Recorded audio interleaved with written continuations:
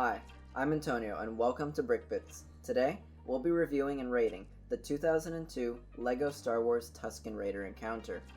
It contains 3 minifigures, a moisture vaporator, and a swoop bike, all in just 93 pieces.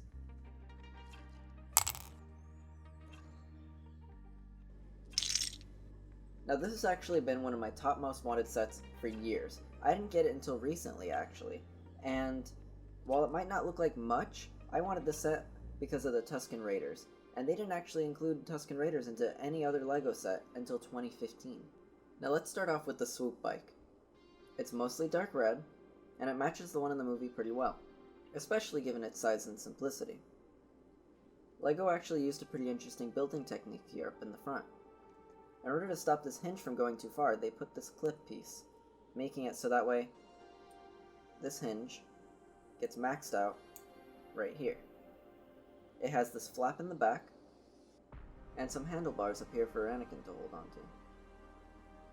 Now you might be surprised to find out that this set is the only set that you can get these 2 red bars, this red hinge, this red 2x2, and this light gray double bar piece in these particular colors, meaning you can't find them in these colors in any other set. Now let's move on to the moisture vaporator. Now the moisture vaporator might not seem all that exciting, but it actually houses a secret compartment. You see, if you lift up on this little handle, or alternatively on this one, the base of the vaporator opens up to reveal a control panel, where you'll find this exclusive and fairly detailed printed tile. To my surprise, it doesn't even really tip over when opened.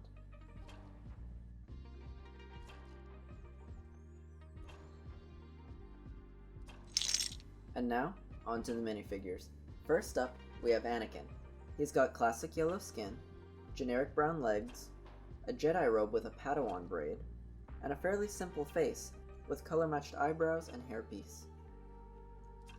He also has a brown cape, and he holds a chrome and blue lightsaber. Technically speaking, this figure is exclusive to this set, although no individual piece of him is exclusive to this set. Now that's because they actually released the same exact figure in another set, but without the cape. When I bought this set secondhand, the seller actually included this lightsaber by mistake. Now this lightsaber is a modern style, versus the original that you can see here. The originals are chrome, and you can see that the lightsabers usually have bubbles inside of them, versus the newer ones are more of a frosted finish, and they don't have any bubbles inside. Personally, I like the original style more, and while it might just be a matter of taste, LEGO probably switched away from this style, due to the higher manufacturer costs and also the fact that people had flaking issues. Now I never had any flaking issues with the chrome before, until I received this one in another set I recently ordered. And now, we come to this set's namesake, the Tusken Raider. Now this Tusken Raider is exclusive to this set. As I said before, LEGO didn't include Tusken Raiders in any other sets until 2015. The Tusken Raiders have beige legs with gray hips. The torsos have both front and back printing, and the heads are pretty detailed, and they use the standard LEGO head shape versus the new head molds. Now the new head molds are far more detailed, but to me they feel just a little too big. Both Tusken Raiders hold a black musket, a rare but non-unique piece. These 2 figures are completely unique to this set. Even this particular leg and hip combination is unique. Now I suppose you could pull apart some other LEGO legs to make them, but that wouldn't get you very far. Now luckily, when I ordered this set, it actually came with the original box and instructions.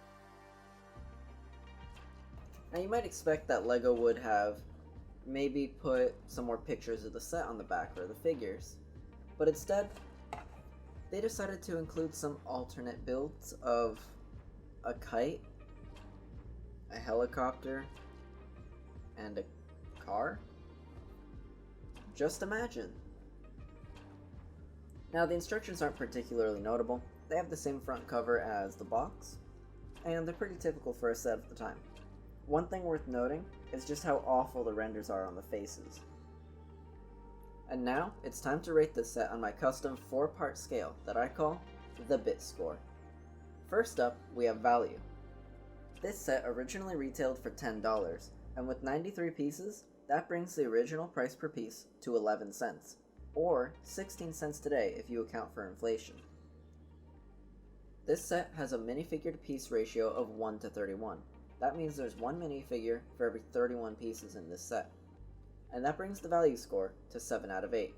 On to collectability.